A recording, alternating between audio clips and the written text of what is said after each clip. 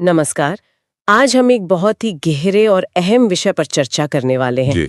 एक ऐसा प्राचीन ग्रंथ जो हमें कर्म, मृत्यु के बाद के जीवन और एक बहुत ही विस्तृत, आप कह सकते हैं, दिव्य न्याय प्रणाली के बारे में बताता है। बिल्कुल। हम बात कर रहे हैं गरुड़ पुराण के 3रे अध्याय की। हाँ, जिसमें यमलोक की यात्रा और वहां मिलने वाले कर्मों के अनुसार फलों का या कहें यातनाओं का वर्णन है। हमारे पास इसकी एक विस्तृत श्लोकवार व्याख्या है। जी। उसी को हम आधार बना रहे हैं आज। जी। हमारा उद्देश्य है कि इस व्याख्या के जरिए यमलोक की अवधारणा को समझें, कर्मों का लेखा जोखा कैसे होता है, न्याय कितना निष्पक्ष है और पाप पुण्य के क्या परिणाम होते हैं, जैसा इस ग्रंथ में बताया गया है। हाँ, और ये समझना जरूरी है कि ये ज्ञान कहाँ से आ रहा है। ये अध्याय असल में गरुड़ और भगवान विष्णु के बीच का एक संवाद है। अच्छा। गरुड़, जो विष्णु जी के वाहन है, वो स्वाभाविक रूप से जानना चाहते हैं कि मृत्यु के बाद खासकर पापियों का क्या होता है, उन्हें यमलोक में कैसा दंड मिलता है। तो वहीं से ये पूरी चर्चा शुरू होती है। जी, बिल्कुल वहीं से। हाँ, और शुरुआत गरुड़ के एकदम सीधे सवाल से होती है। बिल्कुल। पहला ही श्लोक है, गरुड़ोवाच यम पथम व्रजित्वा तु पापी यमपुरम गतः यम यातना भोगते तान में कथय केशव। सही। गरुड़ पूछ रहे हैं, हे केशव, पापी आत्मा यम के मार्ग से यमपुरी पहुंचकर कौन सी यातनाएं भोगती है, कृपा करके मुझे बताएं। तो ये प्रश्न ही मतलब पूरे अध्याय का मंच तैयार कर देता है। बिल्कुल, दिशा तय कर देता है। हाँ, और भगवान विष्णु उत्तर देने को तैयार तो होते हैं, पर पहले एक चेतावनी देते हैं। चेतावनी किस तरह की? श्लोक 2 में वो कहते हैं, श्री भगवानुवाच शृणु वैनतेय शृणु नरक भयानकम सर्वम कथयिष्यामि त्वं भयं प्राप्स्यसि शृणु। 2। अच्छा, हे विनेता पुत्र गरुड़, सुनो, मैं नरक की भयानक यातनाओं का वर्णन करूंगा, जिसे सुनकर तुम भी भयभीत हो जाओगे। ध्यान से सुनो। यहाँ ये शृणु मतलब सुनो, इस पर जोर देना महत्वपूर्ण है। ये दिखाता है कि ये कोई हल्की फुल्की कहानी नहीं, गंभीर ज्ञान है जिस पर ध्यान देना जरूरी है। तो अब सवाल उठता है, ये यमपुरी है कहाँ? क्या कोई लोकेशन है? श्लोक 3 इसका कुछ अंदाजा देता है। चतुश्चत्वारिंशुना बहुभीत्या परतः परम धर्मराजस्य पुरम श्रीमन्न व्यक्तम महत्परम। 3। इसमें कहा गया है कि बहुभीति नगर से 44 योजन दूर धर्मराज यानी यम का महान अव्यक्त नगर है। हाँ, और ये शब्द अव्यक्त बहुत महत्वपूर्ण है। अव्यक्त, इसका मतलब ये कोई फिजिकल जगह नहीं है। बिल्कुल, ये हमारी भौतिक दुनिया की तरह नहीं है। ये एक सूक्ष्म लोक है, एक अलग आयाम है। वो जो दूरी बताई गई है 44 योजन, वो भी शायद प्रतीकात्मक हो। अच्छा, सांसारिक जीवन और दिव्य न्याय के बीच की एक दूरी। हाँ, कुछ ऐसा ही।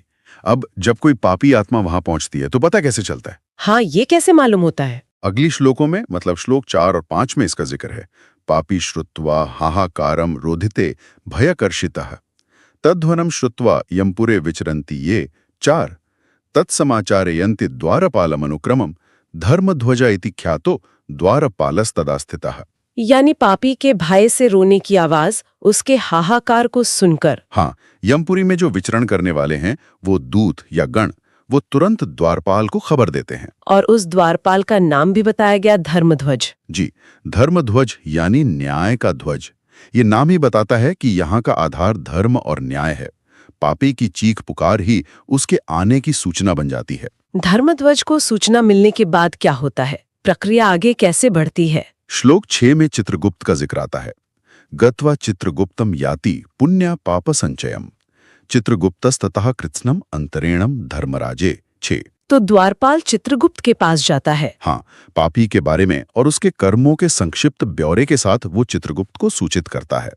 चित्रगुप्त, आप कह सकते हैं, दिव्य रिकॉर्ड कीपर हैं। अच्छा, जैसे अकाउंटेंट होते हैं। हाँ, कुछ वैसे ही, पर ये कर्मों के अकाउंटेंट हैं। हर जीव के अच्छे बुरे कर्मों का पूरा हिसाब इनके पास होता है। फिर चित्रगुप्त ये सारी जानकारी धर्मराज यम तक पहुंचाते हैं। चित्रगुप्त नाम का भी शायद कोई मतलब है, छिपा हुआ लेखा। हाँ, बिल्कुल, मतलब कुछ भी छिपा नहीं रहता, सब कुछ दर्ज होता है। लेकिन एक सवाल मन में आता है। श्लोक 7 कहता है, नास्तिकाः पापारताश्च महापापारतासिनः यम तम चिंतयते यमः स तत्र प्रविदितः। 7। इसका मतलब तो यम सब पापियों को पहले से जानते हैं। हाँ, बिल्कुल, यम सर्वज्ञ हैं। वो नास्तिकों को, पाप करने वालों को, महापाप करने वालों को, सबको जानते हैं। तो फिर चित्रगुप्त से पूछने की क्या जरूरत है? यही तो बात है। ये बहुत ही दिलचस्प प्रक्रिया है जो श्लोक 8 में बताई गई है। तथापि पृच्छते यमः चित्रगुप्तम क्रमाद्रिप सर्वज्ञः चित्रगुप्तस्तु श्रवणेभ्य पृच्छति। मतलब यम जानते हुए भी चित्रगुप्त से पूछते हैं और फिर चित्रगुप्त जो खुद सब जानते हैं वो आगे श्रवणों से पूछते हैं। जी हाँ, पर ऐसा क्यों? ये दोहराव क्यों? ये दोहराव नहीं है, ये दिव्य न्याय प्रणाली की प्रक्रिया है। ये उसकी पारदर्शिता, उसकी निष्पक्षता और जिसे कहते हैं चेक्स एंड बैलेंसेस, उसको दिखाता है। अच्छा, मतलब मल्टी लेयर वेरिफिकेशन। हाँ बिल्कुल, ये किसी एक व्यक्ति का फैसला नहीं है, एक पूरी व्यवस्था है जिसमें हर स्तर पर जांच और पुष्टि होती है। इससे न्याय की विश्वसनीयता और गंभीरता बनी रहती है। तो ये श्रवण कौन है जिनसे चित्रगुप्त पूछते हैं?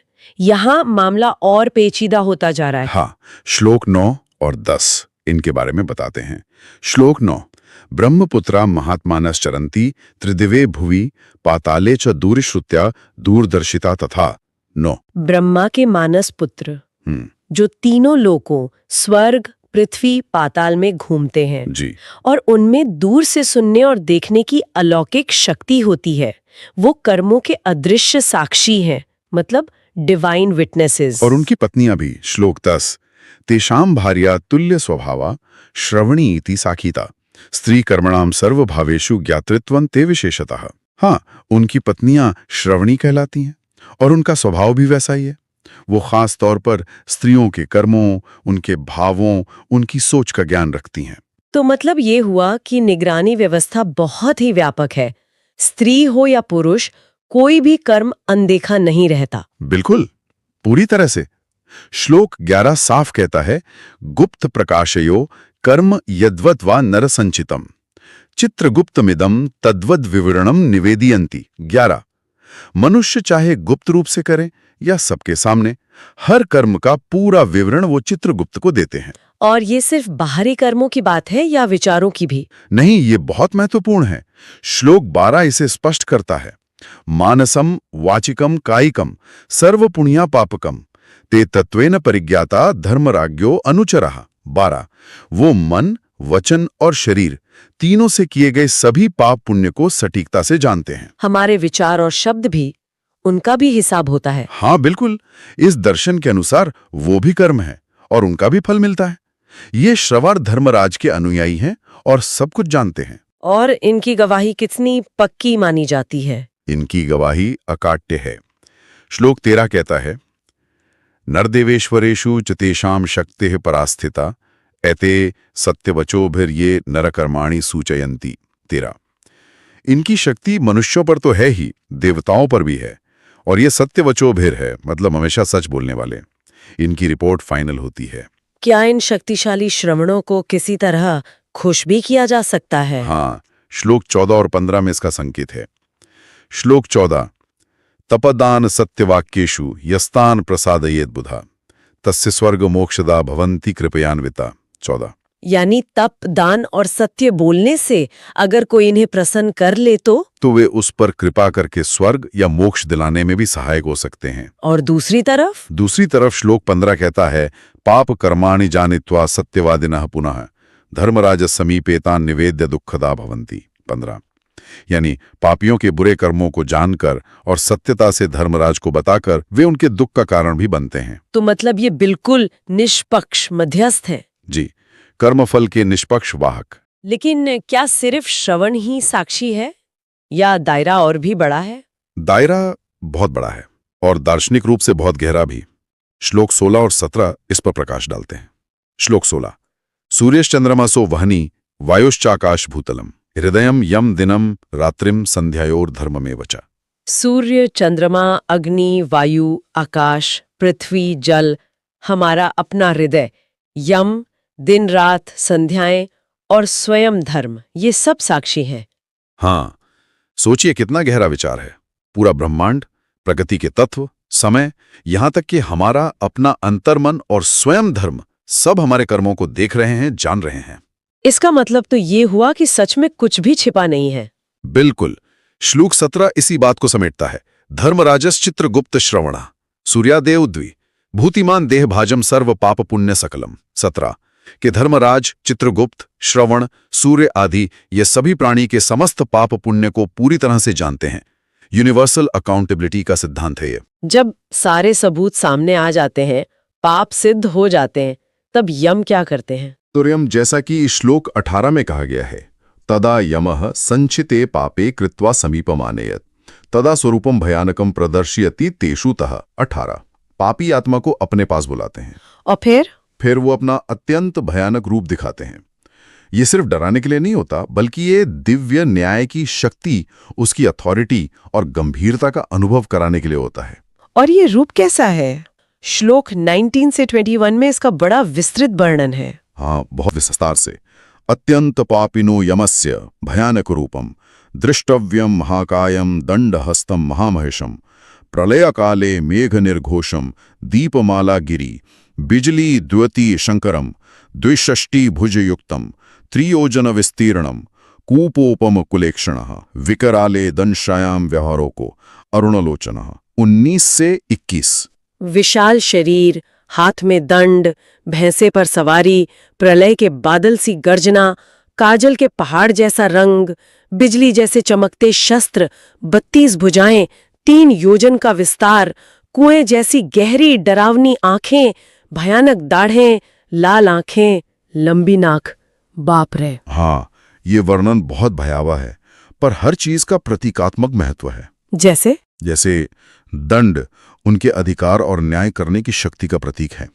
भैंसा आत्मा को ले जाने की उनकी क्षमता दिखाता है। विशाल आकार कर्म फल की प्रबलता और न्याय की सर्वव्यापकता का सूचक है। गहरी आंखें आत्मा के अंदर तक झांकने की क्षमता दर्शाती हैं। लाल आंखें शायद क्रोध नहीं, बल्कि न्याय की तीव्रता दिखाती हैं। तो ये सिर्फ एक डरावनी छवि नहीं, बल्कि डिवाइन अथॉरिटी का चित्रण है। बिल्कुल।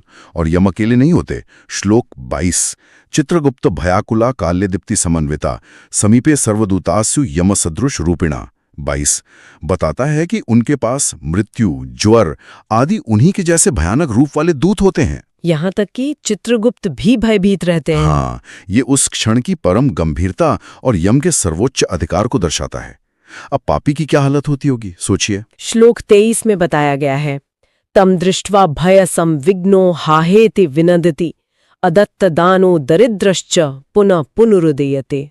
23 वो डर से कांपता है, हाय हाय चिल्लाता है। हाँ, और खास तौर पर जिसने दान नहीं किया, अदत्त दानो, वो दरिद्र की तरह और ज्यादा कांपता और रोता है। ये दान न करने के पाप को कितना महत्वपूर्ण माना गया है। जी। इसके बाद चित्रगुप्त की बारी आती है। श्लोक 24 से लेकर 29 तक उनका संवाद है। यम की आज्ञा से। हाँ, यम की आज्ञा पाकर चित्रगुप्त श्लोक 24 तदा यमाज्ञया कृत्स्नम चित्रगुप्तस्तुतेषु वै उच्चारयति पापणाम लालबुनेषु रुदंतिषु। 24 उन रोते बिलखते पापियों को उनके कर्मों का पूरा चिट्ठा सुनाते हैं। उनसे सवाल भी करते हैं। हाँ बिल्कुल। श्लोक 25 से 28 में यही है, हे पापिनो दुष्कर्मनो मद मोह दलितानाह कुबुद्धि कथम अर्थम त्वम पापम कृतवानसी। 25 पूछते हैं कि हे पापी, तुमने अहंकार, मद, मोह और बुरी बुद्धि के वश में होकर ये पाप क्यों किए? फिर हे मूढ़ा कथम अर्थम त्वम दुखदम पापम आचर काम क्रोध सहवर्ती च दुष्ट संगेन तु यत। 26 कि हे मूर्ख, तुमने काम क्रोध और बुरी संगति में पड़कर ये दुख देने वाले पाप क्यों किए? इतो यमो उपहुतो यत्र पापम सुखेन कृतवान तस्मात् तव नरक भोगा साकारणम इति स्थितः। सही। 27 याद दिलाते हैं कि तुमने ये पाप जानबूझकर खुशी खुशी किए थे।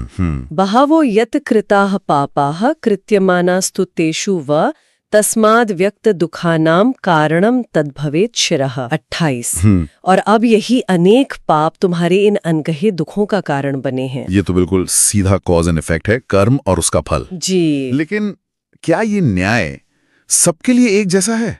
मतलब अमीर गरीब, ज्ञानी अज्ञानी, कमजोर ताकतवर, क्या इनमें कोई फर्क किया जाता है? यहीं पर एक बहुत ही महत्वपूर्ण और आप कह सकती हैं क्रांतिकारी बात कही गई है। जी। श्लोक 29 साफ साफ कहता है, यमो बाल विदुषाः समो भिक्षो धनवान समः कृश बलिष्ठ समो ज्ञेयो धर्मराजेण सर्वदा। अच्छा, क्या मतलब है इसका? इसका मतलब है कि धर्मराज यम के लिए मूर्ख और विद्वान बराबर है, भिखारी और धनवान बराबर है, कमजोर और बलवान बराबर है, सबके साथ समान व्यवहार होता है। वाह, मतलब दिव्य न्याय के सामने सांसारिक पद, प्रतिष्ठा, धन, ज्ञान, शक्ति, इन सब का कोई मोल नहीं। बिल्कुल नहीं।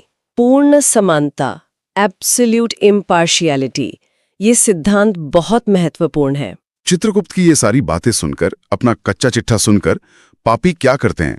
श्लोक 30 इत्यादि वचनम श्रुत्वा चित्रगुप्तस्य तेषु वै पापिनो कर्म निद्रा कृत्वा मौनम उपागता।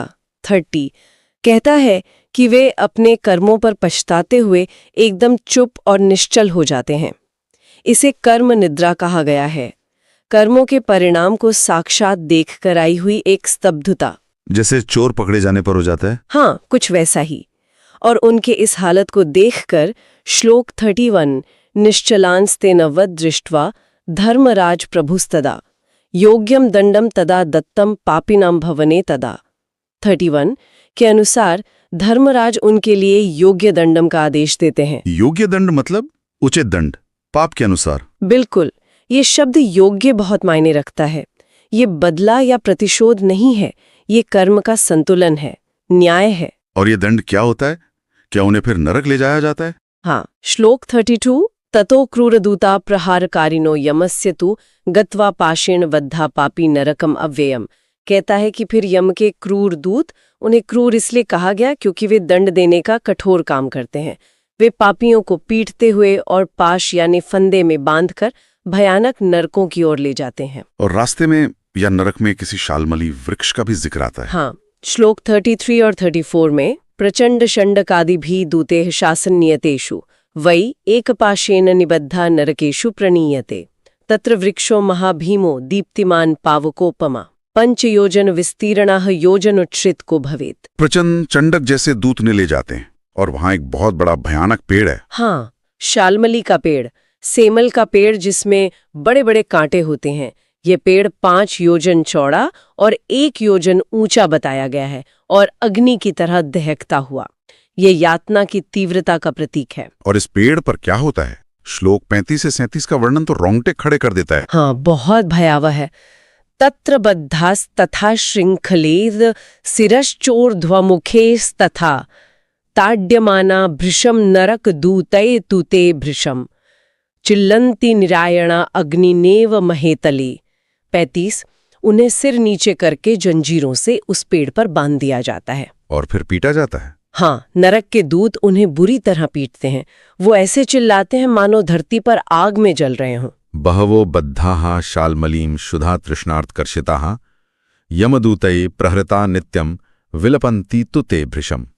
बहुत से पापी वहां बंधे होते हैं, भूख प्यास से तड़पते हुए, लगातार पिटते हुए रोते बिलखते रहते हैं। और वे क्षमा भी मांगते हैं। श्लोक 37 हंत यतत पापम क्षम्यताम क्षम्यताम भक्तिपूर्वक आयत हस्ता विनंताः महापापा विनोदिताः।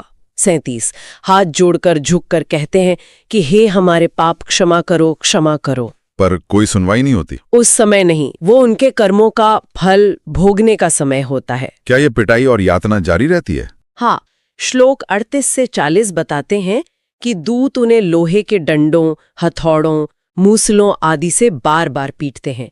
पुनः पुनरावृत्यता भक्ताः लोह दंडादि हस्तकैः लोह मुसल माहेश्च अन्य स्त्रे प्रहरणे स्तुते। तब तक पीटते हैं जब तक वो बेहोश न हो जाएं। जी। इत्थम प्रहारतो मूर्छिता मौनम प्राप्तः मौनस्तात्र दूताः शांतिभूता तु भाषते। 39-40 जब वो पिटते पिटते मूर्छित होकर शांत हो जाते हैं तब दूत उनसे बात करते हैं। पिटाई के बाद बात, उपदेश। जी, इसका क्या मतलब हुआ? ये एक दिलचस्प सवाल है। शायद इसका उद्देश्य सिर्फ शारीरिक कष्ट देना नहीं है, तो शायद ये मानसिक रूप से भी गलती का गहरा एहसास कराना है।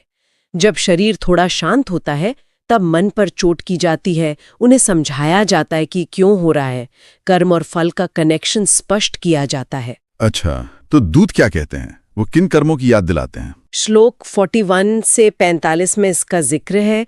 वे बहुत ही विशिष्ट रोजमर्रा के जिंदगी से जुड़ी चूकों की याद दिलाते हैं। जैसे श्लोक 41 हे पापिनो दुष्कर्तारः कथमे तत् कृतम भशम जल भोजनम अर्पणम अप्य सुखम कृतोत्तुये कि तुमने पानी और अन्न का दान क्यों नहीं किया? और नैतान कुकुर काकेशु भोजनम वर्धेन कांचना नार्च इष्टम वितिथीन श्राद्ध पितृणाम अप्य हेतु।